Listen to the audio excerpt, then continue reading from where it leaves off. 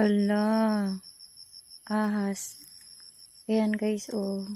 Habang naglakad ako, nakakita ako ng ahas. Nakatakot. Bitin sa Bisaya guys. Ito yung mga ahas na mga makamandag. Yan.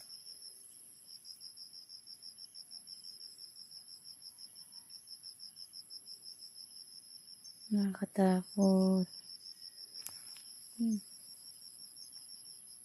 Ano ba?